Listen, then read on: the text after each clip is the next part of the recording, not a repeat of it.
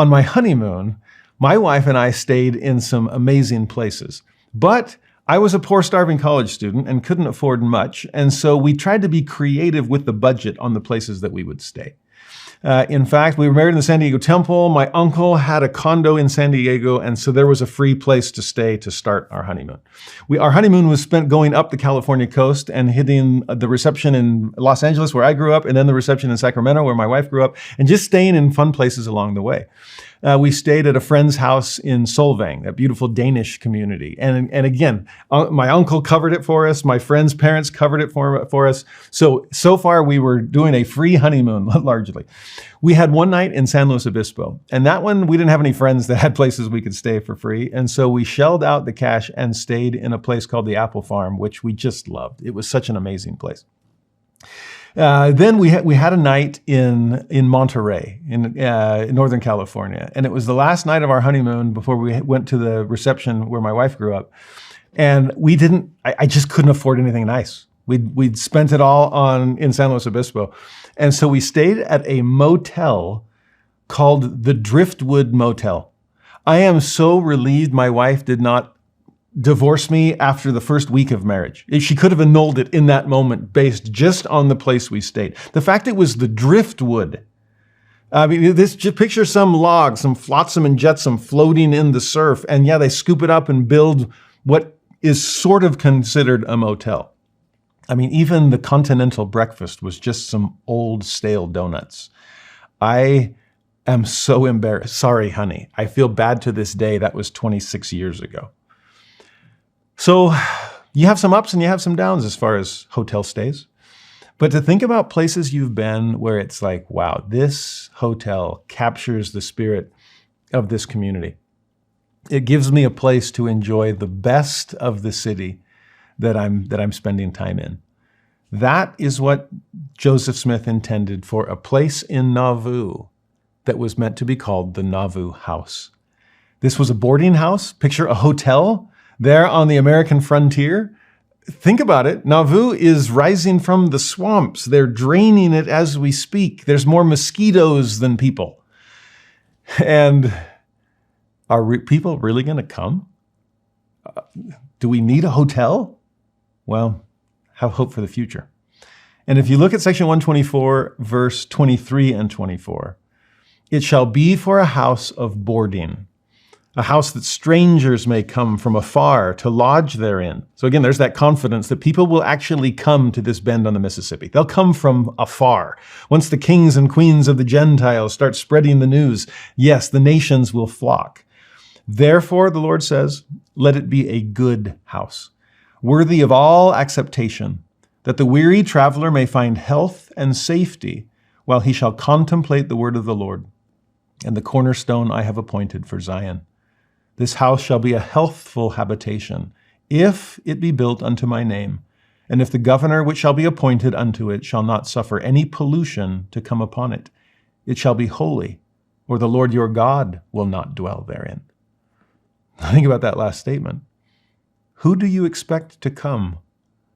The kings and queens of the Gentile nations? Oh yes, but the King of Kings himself. Will this place be a habitation that he himself could accept? Can we keep it free from pollution of the moral kind, of the spiritual kind? Can we make this a place of holiness, just like the temple is meant to be? If you read the Bible dictionary about temples, it says that the home is second only to the temple in terms of holiness. Does ours meet that qualification? And to think about the Nauvoo house being a place for people to stay when they're in Zion. Well, if Zion is a people more than a place, if it's our attitude more than our address, then my home is supposed to be my little miniature New Jerusalem. It's supposed to be Zion within my four walls. And if this Nauvoo house could act as a description of the house I'm trying to build in my little Nauvoo, is it a healthful habitation? Now, there's some literal aspect of that healthiness because, again, malaria-infested swamp, people are dying there. We've got to drain this place. We've got to get rid of the things that make it unhealthy. Are Are there swamps under our own roof? Are there places where things are getting in that must be kept out? Can we drain the basement, so to speak, to make sure that this is a place that our children can grow up in a healthy environment? When it describes it as a place of health and safety, do our children feel safe at home? Do visitors feel that their name is safe within our home?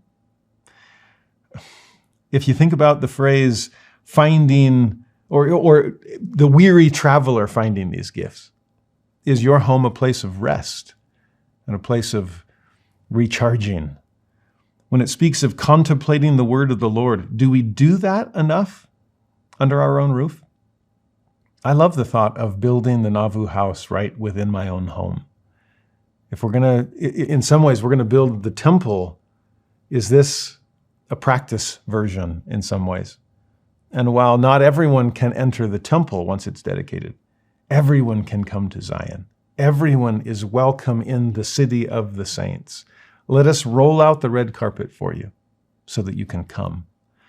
In fact, the way it's described in verse 60 and 61, let the name of that house be called Nauvoo House, and let it be a delightful habitation for man. So not just a healthful one, but a delightful one. Not just safe from the negatives, but filled with the positives, a place to delight in. And then he repeats what he said before, a resting place for the weary traveler, that he may contemplate the glory of Zion, and the glory of this, the cornerstone thereof, that he may receive also the counsel from those whom I have set to be as plants of renown, and as watchmen upon her walls. I love this description. In some ways, when the saints built the Hotel Utah in Salt Lake City, that was Salt Lake's equivalent of the Nauvoo House. If you think about the Olympics in 2002, the Winter Olympics in Salt Lake City, they built, this was not the church doing it, but investors built the Grand America, which became the greatest hotel in Utah. It was the 5-star. It was the luxury place. The whole world is coming to Salt Lake City for the Olympics. What will they see when we're here? When they're here? Will we have a place that they can stay to contemplate the glories of Zion? I hope when people come to our homes, to our wards, to our neighborhoods, when they meet a Latter-day Saint, what's the impression we leave them? As described in those verses, you see the whole concept of the Nauvoo House. We saw some verses earlier in the Revelation, here later in the Revelation. We'll see another one in a moment near the end. This keeps coming back. It's on Joseph's mind. It's on the Lord's mind. But the phrases there, let it be a resting place for the weary traveler. What's Zion supposed to be? This is a place of rest for the weary. When it talks about contemplating, this is a place of revelation for the contemplative. Think, open your mind, and the Lord will pour down revelation upon you. And then when it says it's a place to receive counsel from those plants of renown, it's a great title for a prophet, those watchmen upon the walls, that describes prophets and apostles as well. What's the number one tourist attraction in the state of Utah? Despite having some of the greatest national parks on the continent, the number one tourist attraction is Temple Square. People are curious, are wondering. They contemplate Zion. This is a place of prophets. And whether or not I believe in these prophets, the people who live there do. How does it affect their life? Well, like I said, I hope we're giving them something to see and something to contemplate. The last verse I want to say about the Nauvoo House comes in verse 119. So fast forward near the end of the Revelation. And for a while, they've been talking about how we're going to build this. We don't have the money. And it's like, well, allow people to purchase stock in the Nauvoo House. It will be an investment in the future of their own families. More importantly, an investment in the future of the city of the saints. But in 119, they're given an interesting qualification to be able to even participate in buying stock in the house. It says, again, verily I say unto you, let no man pay stock to the quorum of the Nauvoo House unless he shall be a believer in the Book of Mormon and the revelations I have given unto you, saith the Lord your God. Interesting qualification. If you want to invest in this hotel in Zion, are you fully invested in Zion itself? This is not a get-rich-quick scheme based on tourism dollars. No, it cannot be that. If we want people to come to contemplate Zion, we want people to come to rest from labor and weariness and find Zion to be a place of peace. We want them to meet prophets and apostles here. And so it's not about prophet, P-R-O-F-I-T. It's about prophet, P-R-O-P-H-E-T. Do you believe in the Book of Mormon? Do you believe in the revelations of God that have come through the prophets?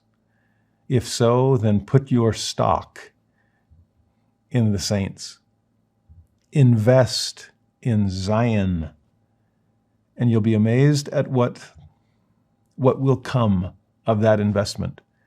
It will be amazing to see as we roll out this red carpet for the world to come and see. What will they see in the city of the saints? I hope they'll see saintliness. I hope they'll see in the Nauvoo House a home worth moving into themselves.